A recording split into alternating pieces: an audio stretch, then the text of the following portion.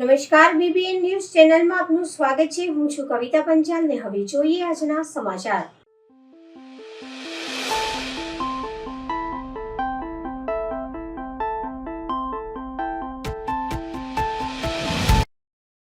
આજે કાળ ભૈરવ દાદાની જન્મજયંતિ નિમિત્તે વડોદરા શહેર માંજરપુર વિસ્તારમાં આવેલ કાળ ભૈરવ દાદાના મંદિરે ભવ્ય ઉજવણી કરવામાં આવી। આજે ઉજવણી કરી રહી છે। આ દિવસે ભગવાન ભૈરવની પૂજા અને આરતી અને મંત્ર જાપથી ભય, નકારાત્મક ઉર્જા અને મુશ્કેલીઓ દૂર થાય છે। નિષિદ્ધ કાળમાં પૂજા કરવી સૌથી શુભ માનવામાં આવે છે, જેનાથી જીવનમાં સુખ સમૃદ્ધિ આવે છે। ભગવાન શિવના ઘણા રૂપ છે, પરંતુ તેમાં સૌથી રહસ્યમય અને શક્તિશાળી રૂપ માનવામાં આવે છે કાળ ભૈરવ। આ શિવ તેમજ તે તેજસ્વી રૂપનું સ્વરૂપનું પ્રતીક છે, જે અધર્મ અને અન્યાયનો અંત કરે છે। કહેવાય છે કે જ્યારે બ્રહ્માએ અહંકારમાં આવીને ભગવાન શિવનો અપમાન કર્યો, ત્યારે મહાદેવના ક્રોધથી કાળ ભૈરવનો જન્મ થયો। આ રૂપે અહંકારનો નાશ કર્યો અને ધર્મની રક્ષા કરી। દર વર્ષે માર્ગશીર્ષ મહિનાના કૃષ્ણ પક્ષની અષ્ટમી તિથિએ કાળ ભૈરવ જયંતિ ઉજવવામાં આવે છે। આ દિવસે ભક્તો કાળ ભૈરવની પૂજા, આરતી અને મંત્ર જાપ કરીને પોતાના જીવનમાંથી નકારાત્મક ભય અને શત્રુ અવરોધોને દૂર કરવાનો સંકલ્પ લે છે। કહેવાય છે કે આ દિવસે પૂજા કરવાથી વ્યક્તિને અસાધારણ શક્તિ, આત્મવિશ્વાસ અને સફળતા મળે છે। ત્યારે વડોદરા શહેર માંજરપુર વિસ્તારમાં આવેલ શ્રી કાળ ભૈરવ દાદાના મંદિરે વહેલી સવારથી ભક્તોએ દર્શનનો લાભ લીધો હતો। બપોરે કાળ ભૈરવ દાદા મંદિરે દોડ ચલાવવામાં આવશે। સાંજે 7 કલાકે મહાઆરતી અને ભજન સંધ્યાનું આયોજન કરવામાં આવે છે। વધુમાં મન્નાના મહારાજે જણાવ્યું કે આજે અહીંયા કાળ ભૈરવ દાદા મંદિર એક્ઝેક્ટ આપણે અવધૂત ફાટકની પાસે લક્ષ્મીનારાયણ મંદિરથી અંદર આવતા કાળ ભૈરવ દાદાનું મંદિર છે। એમની પાસે આપણે આત્મીયધામ પણ આવેલું છે, સ્કૂલ, અને આ મંદિરને 30 વર્ષ સ્થાપના થયા છે। અને આજના એમના જન્મદિવસે દર વર્ષે અમે જે ધજા નવી ચડાવીએ છીએ તે ધજા ચડાવવાનો કાર્યક્રમ છે। બપોરે 3 વાગે, સાંજે 5 વાગે આપણે ધજા ચડશે, પૂજા થઈને સાથે સાથે યજ્ઞ થશે, અને 8 વાગે આપણે ભજનનો કાર્યક્રમ છે, અને ભગવાન કાળ ભૈરવની મહાઆરતી સાંજે 7 વાગે થશે। તો દરેક ભાવિક ભક્તોએ તેનો લાભ લેવા વિનંતી। જય ભૈરવનાથ। આજે કાળ ભૈરવ જયંતિ છે। કારતક વદ આઠમ કાળ ભૈરવ જયંતિ આવે છે, અને વડોદરામાં મંદિરો છે કાળ ભૈરવ દાદા, પણ આ એક સારું વ્યવસ્થિત મંદિર વડોદરામાં છે કાળ ભૈરવ દાદાનું।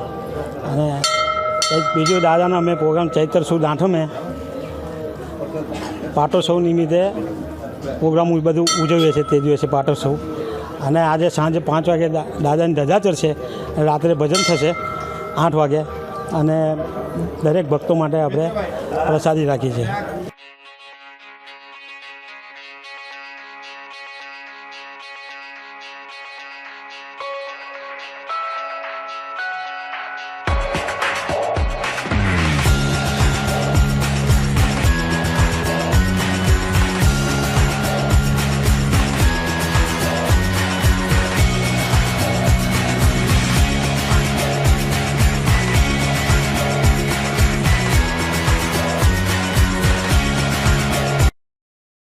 માંજરપુર પોલીસ દ્વારા ગુનાહિત ઇતિહાસ ધરાવતા આરોપીઓની તડીપાર કાર્યવાહી। માંજરપુર પોલીસ સ્ટેશનની ટીમ મારામારી અને શરીર સંબંધિત ગુનાઓમાં સંડોવાયેલ આરોપી લક્ષ્મણ સુખદેવ પનાર વિરુદ્ધ કડક કાર્યવાહી કરી તડીપાર કર્યો છે। આ કાર્યવાહી પોલીસ કમિશનર શ્રી નરસિમ્હા કુમાર, અધિક પોલીસ કમિશનર શ્રી ડૉક્ટર લીના પાટીલ, નાયબ પોલીસ કમિશનર ઝોન 3 શ્રી અભિષેક ગુપ્તા તથા ઇન્ચાર્જ મદદનીશ police commissioner F division Shri GD પલ્સના માર્ગદર્શન હેઠળ પોલીસ ઇન્સ્પેક્ટર LD ગમારા અને પોલીસ સ્ટાફનો દ્વારા હાથ ધરાઈ।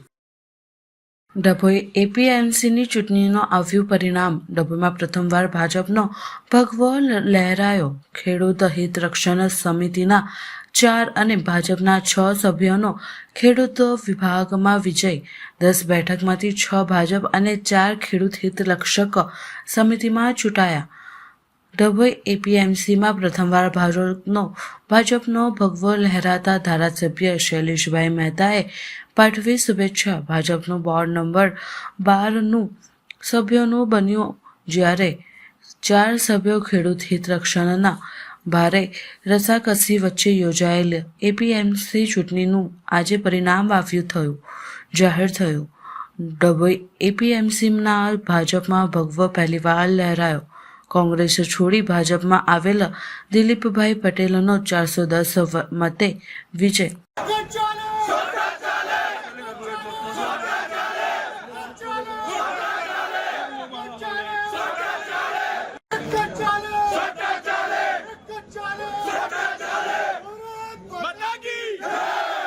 ડભોઈ એપીએમસીને આજે જે ચૂંટણી થઈ એનું આજે પરિણામ આવ્યું છે. આજે 10માંથી ખેડૂત વિભાગની 6 સીટો ભારતીય જનતા પક્ષના ઉમેદવારો જીત્યા છે અને વેપારી અને મંડળી પ્રતિનિધિ થઈને 6 બેઠકો બિનહરીફ આવી છે. કુલ 16માંથી 12 બેઠકો પર ભારતીય જનતા પક્ષનો વિજય થયો છે અને આ રીતે પહેલીવાર એપીએમસીમાં ડભોઈ એપીએમસીના ઇતિહાસમાં પહેલીવાર ભારતીય જનતા પક્ષનો ભગવો લહેરાયો છે. હું જીતેલા તમામને અભિનંદન આપું છું. સાથે સાથે જે મતદારોએ આ લોકોને જીતાડ્યા છે એ તમામને અભિનંદન આપું છું. સામે હિતરક્ષકના નામે ખેડૂત પ્રતિનિધિઓ જ્યારે ચૂંટણી લડ્યા હોય, ખેડૂતોના હિતની વાત હશે ત્યારે તમામ ભેગા થઈને ખેડૂતો માટે કામ કરીશું. અમારા ચૂંટાયેલા 12 પ્રતિનિધિઓ પણ ખેડૂતોના હિતમાં સાથે હશે અને ખેડૂતોની આ સંસ્થા છે ત્યારે આ સંસ્થા ધમધમતી થાય. સરકારમાંથી જે કંઈ મદદ જોઈશે એ તમામ મદદ એપીએમસીને અપાવવામાં આવશે અને ડભોઈ એપીએમસી વડોદરા જિલ્લાની સૌથી મોટી એપીએમસી બને એ માટેના પ્રયત્નો અમારી ટીમ દ્વારા કરવામાં આવશે.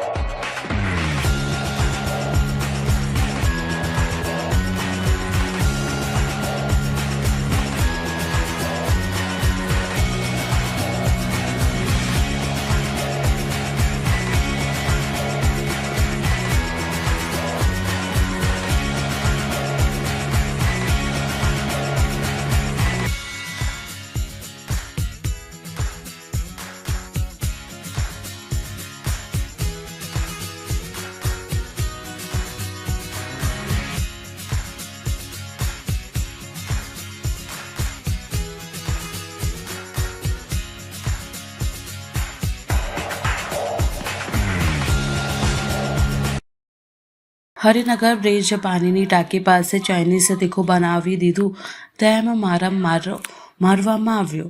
રાજેશ અરવિંદભાઈ ચોગડિયા લારી પર કારીગર તરીકે કામ કરે છે. ગત રાત્રિના સમયે બોલાચાલી થતાં મારામારીના દ્રશ્યો સર્જાયા હતા. 112 પોલીસનો સંપર્ક કર્યો હતો. પોલીસે ઘટના સ્થળે દોડી આવી આગળની કાર્યવાહી કરી હતી. યુવકને ગોત્રી હોસ્પિટલ ખાતે સારવાર અર્થે ખસેડવામાં આવ્યો હતો. માથાના ભાગે ઈજા થતાં ટાંકા લેવામાં આવ્યા હતા. અકોટા પોલીસ અસામાજિક તત્વોને પકડવાની કામ હાથ ધર્યું છે. મારું નામ વિપુલ જોગડિયા છે. મારો ભાઈ હરિનગર ચાઇનીઝની લારી ઉપર કામ કરે છે, કારીગર છે. તો બાજુમાં પાવભાજીની લારી છે. તો કંઈક લારીના માલિકનો છોકરો હતો એ બાજુવાળાની કંઈક બાઇક લઈ ગયો હતો. બાઇક લઈ ગયો હતો તો કંઈક બોલાચાલી થઈ. તો એમાં મારા ભાઈને 4-5 જણને બોલાયા, પીધેલી હાલતમાં હતા, ફૂલ નશામાં હતા. પછી ચાઇનીઝ બનાવડાવ્યું. ચાઇનીઝ એક ચમચી ખાધું અને તે બહાનું કાઢ્યું કે તું એ ચાઇનીઝ બહુ જ તીખું બનાવ્યું છે. પછી એ પ્રમાણે પછી એને મારવા માંડ્યા. બ્લોક લીધા, પાઇપના ફટકા માર્યા, છરાના ઘા માર્યા છે. અત્યારે કન્ડિશન ક્રિટિકલ છે થોડી. જી રાત્રે તમે સ્થળ પર ગયા હતા? ના, સ્થળ ઉપર પોલીસવાળા લઈ ગયા હતા. ત્યાં પાઇપના ફટકા પડ્યા હતા, એના ચંપલ પડ્યા હતા, છરો પડ્યો હતો, પછી બંબુ બાંધે એ માર્યા હતા, ઈટાકડાના ટુકડાને એ પડ્યા હતા. અત્યારે કેવી હાલત છે? અત્યારે ગંભીર હાલત છે. કેટલા ટાંકા આવ્યા છે? એ લગભગ 60 થી 65 ટાંકા હશે એને. કઈ કઈ જગ્યા પર? એ માથાના ભાગે છે, પછી આ આંગળા કપાઈ ગયા છે, જ્યાં છરો માર્યો છે ત્યાં આંગળા કપાઈ ગયા છે.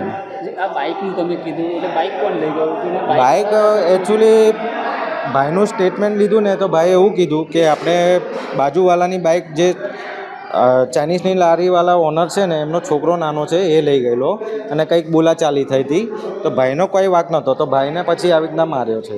જી એટલે પેલા લોકો જે નશામાં હતા બધા? હા, ટોટલી લગભગ પહેલાં 5 આવ્યા ભાઈનું કહેવા પ્રમાણે અને પછી પાછળથી 3 જણ આવ્યા હતા. એ એટલે બ્લોક ભાઈ કહે છે બ્લોક હતો અને છરો હતો એકની જોડે. એ છરો એના હાથમાં વાગ્યો છે. પેલો મારવા જતો હતો તો ભાઈએ પકડી લીધો છરો અને પછી એ ખેંચ્યો તો ભાઈના આંગળા 4 કપાઈ ગયા છે અને ટોટલી માથામાં બધું એ થઈ ગયું છે. તમને ફોટોસ બ્લોક્સ માર્યા છે માથામાં. તમે શું માંગ કરી રહ્યા છો? આપણે ન્યાય જોઈએ બસ. આપણે પોલીસ તંત્રને એવું જ કહીએ છીએ કે મારા ભાઈને ન્યાય મળે, મારા મમ્મીને ન્યાય મળે બસ. ફોટોસ છે તમને બતાવું. વિપુલ અરવિંદભાઈ જોગેજી આ વાગેલું છે. 60 થી 65 ટાંકા આવ્યા છે એને ટોટલી માથામાં. આ આંગળા છરો એ બચાવું ના મારે છરો પકડવા ગયો ને પછી પાછો ખેંચ્યો આંગળા 4 કપાઈ ગયા છે એના. હા, તો તમે લારી ધારક જોડે વાત કરી છે? જેની લારી ધારક છે આ રહ્યા. એમને શું કીધું? એ અત્યારે એવું કહે છે કે મને કંઈ ખબર નથી, મેં ઘરે હતો એવું કહે છે. વચ્ચે એકચ્યુઅલી એમનો છોકરો લારી ઉપર હતો એ પણ અત્યારે એવું જ કહે છે કે કોણ છે કોણ નહીં મને ખબર નથી એવું કહે છે. હા, તમને શું લાગે છે કોણ હોઈ શકે? બાજુવાળા જ છે, બીજું કોઈ નહીં. એ છટકવા માંગે છે, લારીવાળા ભાઈ છટકવા માંગે છે કે તમે માનો છો કે લારીવાળા ભાઈ ઓળખે છે? હા, ઓળખે છે, 100% ઓળખે છે. એમને ધંધો કરવાનો છે એટલે એ છટકવા માંગે છે. એટલે મારા ભાઈને મારા ન્યાય જોઈશે, બીજું કંઈ નહીં. મેં ત્યાં હતો જ નહીં. જ્યાં બનાવ બન્યો ત્યાં આગળ મેં હાજરમાં હતો નહીં. બરાબર, ત્યાં મારો છોકરો હતો એટલે આખી ડિટેલ મારા છોકરાને ખબર છે, એ સિવાય મને કશું ખબર નથી. કેટલા વાગે બનાવ બન્યો? 1-2 ના વચ્ચે એક બનાવ બન્યો હતો. પોલીસ દ્વારા કેટલા વાગ્યા સુધી પરમિશન? એ મને નથી ખબર, મેં આવ્યો નહોતો. ના પોલીસે જે લારી ચાલુ રાખવા માટેની કેટલા વાગ્યા સુધી પરમિશન આપી છે? એ પરમિશન લીધી નથી અમે, પણ એ કાલે થોડું મોડું થઈ ગયું અમારે. અચ્છા, એટલે કાલે પરમિશન જે આપેલી હોય છે એના કરતાં વધારે થોડું લેટ થઈ ગયું અમે. અચ્છા, તો આ બાઇકની કંઈક મેટર છે એવું કહેશે આ લોકો? બાઇકનું એ કશું મને ખબર નથી. બરાબર, જે આયા હતા જે શખ્સોએ જે માર માર્યો છે એમને તો ઓળખો છો તમે? ઓળખતો નથી, ખાલી નામ ખબર છે એ લોકોના નામ આપણે આપી દઈશું. અચ્છા, હા. શું નામ છે તમારું? મારું નામ સુરેશભાઈ છે.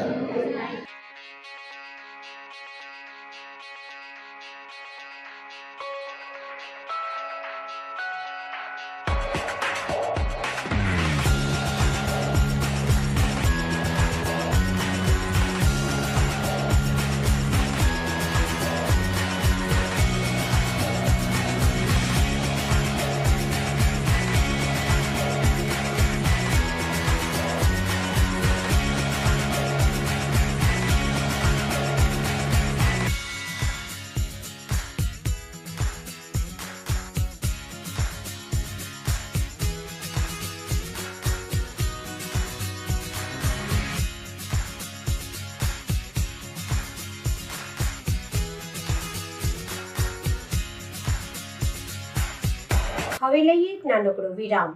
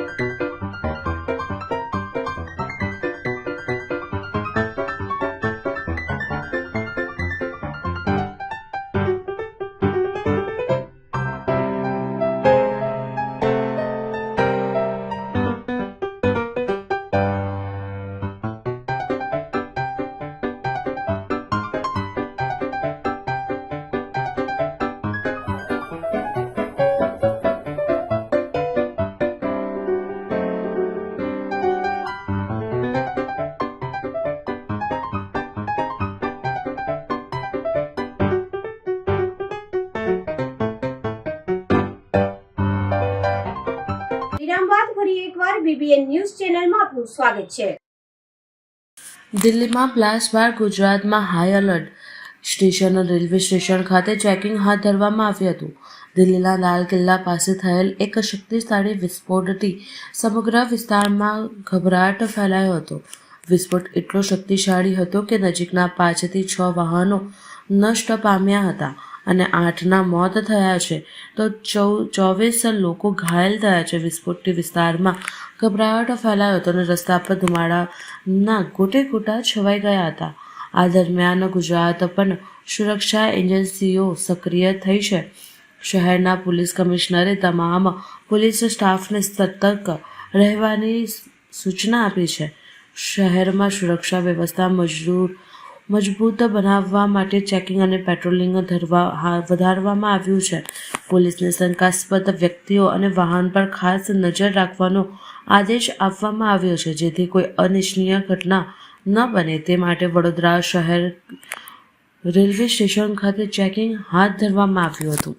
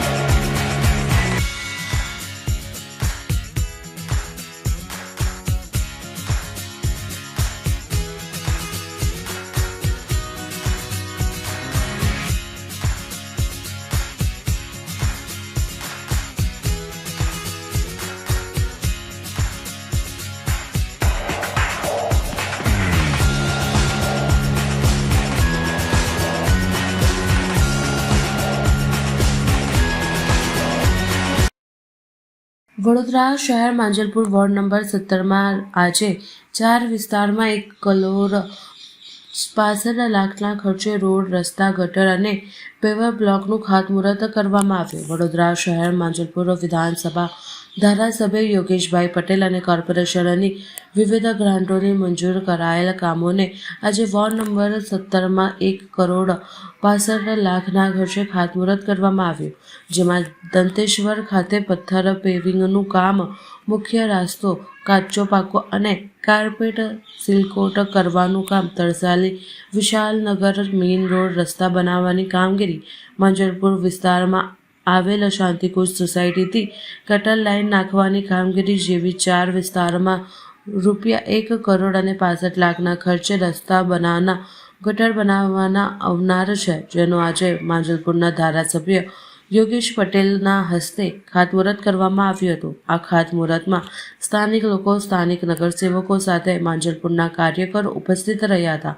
વધુમાં માંજલપુર ધારાસભ્ય યોગેશ પટેલે જણાવ્યું કે આજે વોર્ડ નંબર 17માં 4 જગ્યાએ ખાતમુહૂર્ત છે. અહીં આપણે ઊભા છે એમાં રોડ છે અને પાણીની લાઈન છે. એમ કુલ કરીને ઘણી જગ્યા પથ્થર પેવિંગ છે, ઘણી જગ્યા RCC રોડ છે. આ બધું થઈને લગભગ 165 કરોડ એટલે 1,65 લાખ રૂપિયાના કામ છે. દરેક જગ્યાએ અમે દરેક વિસ્તારમાં દરેક નાગરિકોને કીધું છે તમારે કામ જોવાનું, કામ સારું ના થાય તો મને ફોન કરવાનો કે અમારા કોર્પોરેટરને કરવાનો.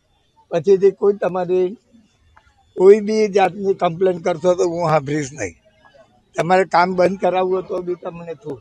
બરાબર, ચાલો આટલો કંઈ વિરમું છું. એટલે અમારા વિસ્તારમાં આ કહેવાથી દરેક નાગરિકોને હું કહું છું કામ બરાબર કરો, કારણ કે આપણે પૈસા પૂરતા આપીએ છીએ અને કામ બરાબર ના થાય તો એ જવાબદારી તમારા લોકોની.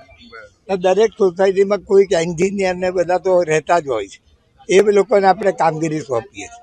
ચાલો, ભારત માતા કી જય.